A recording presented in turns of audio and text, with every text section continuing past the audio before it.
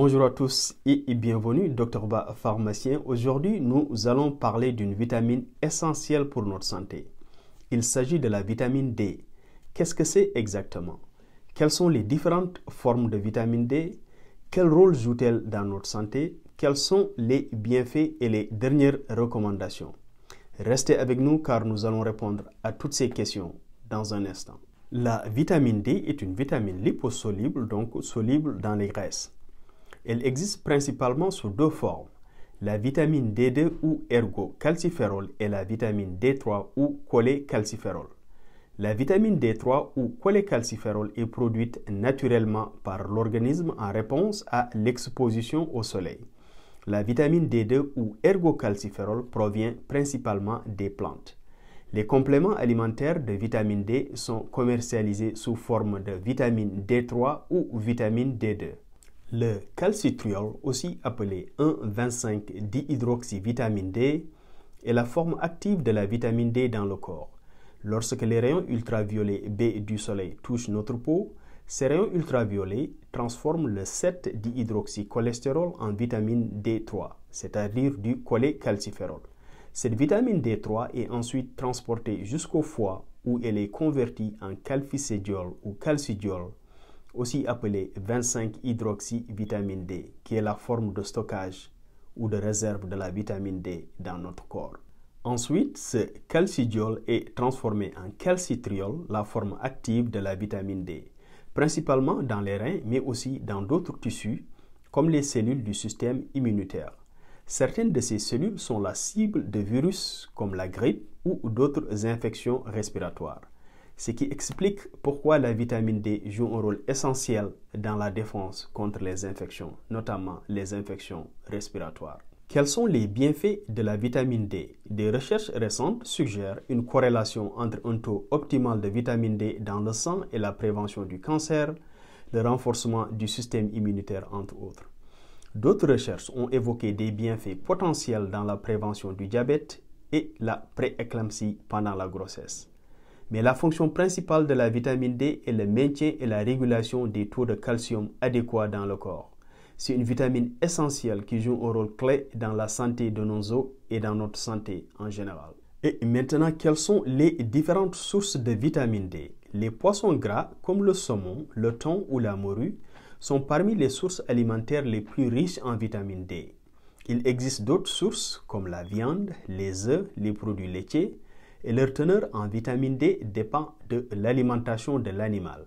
Cependant, l'exposition au soleil reste la source principale de la vitamine D. La production de cette vitamine par la peau dépend de nombreux facteurs. Si vous vivez dans les pays au sud de l'Algérie et donc en Afrique, vous recevez donc assez de rayons ultraviolets B durant l'année et normalement, n'auriez pas besoin de supplémentation en vitamine D. Mais hélas, la vie moderne qui nous confine chaque jour dans ces tours de béton et de verre limite considérablement notre accès à une exposition solaire suffisante. Si vous vivez au nord de l'Afrique du Nord, en hiver, la production de la vitamine D par la peau est presque inexistante. Il faut noter que les personnes âgées et les personnes à la peau foncée, même s'ils vivent dans des régions ensoleillées, sont donc plus susceptibles de développer des carences car ils synthétisent moins la vitamine D et le port de vêtements amples et la sédentarité ne favorisent pas une exposition adéquate au soleil. Quels sont les problèmes liés au manque de vitamine D? Une insuffisance en vitamine D peut nous exposer à plusieurs problèmes de santé. La vitamine D joue un rôle crucial dans l'absorption du calcium par l'intestin. Privé de vitamine D, le corps puise dans les réserves de calcium de nos os afin de maintenir un taux adéquat de calcium dans le sang, ce qui affaiblit progressivement la structure osseuse et peut conduire à la fragilisation des os. La carence sévère en vitamine D chez les enfants provoque le rachitisme, tandis que chez les adultes, elle peut entraîner l'ostéoporose. Et ce problème de fragilisation des os et fractures est très prononcé chez les personnes âgées qui, avec l'âge, synthétisent moins de vitamine D. Il est généralement admis qu'une personne est en insuffisance lorsque son taux de vitamine D est au-dessous de 20 nanogrammes par millilitre. Y a-t-il des risques de toxicité? La vitamine D est une vitamine liposoluble, ce qui signifie qu'elle est stockée dans les graisses corporelles, notamment dans le foie. C'est une aubaine car cela permet de faire des réserves en vitamine D, mais cela pose des risques de toxicité si l'on consomme des doses très fortes sous forme de compléments ou des doses supérieures à 4000 unités par jour sur une longue période.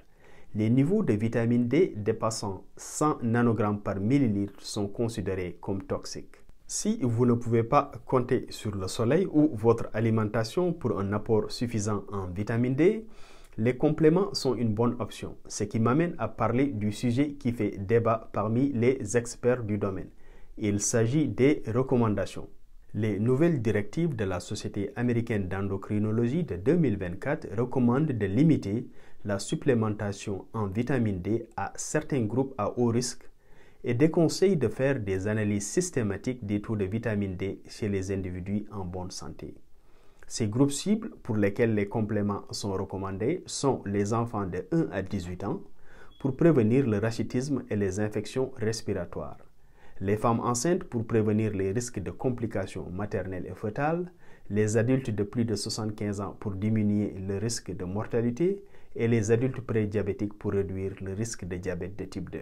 Pour ces groupes, l'apport quotidien en vitamine D suggéré est de 600 unités par jour pour les personnes âgées de 1 à 70 ans et 800 unités par jour pour les plus de 70 ans. Ces valeurs ne sont qu'à titre indicatif car les valeurs optimales ne sont pas connues.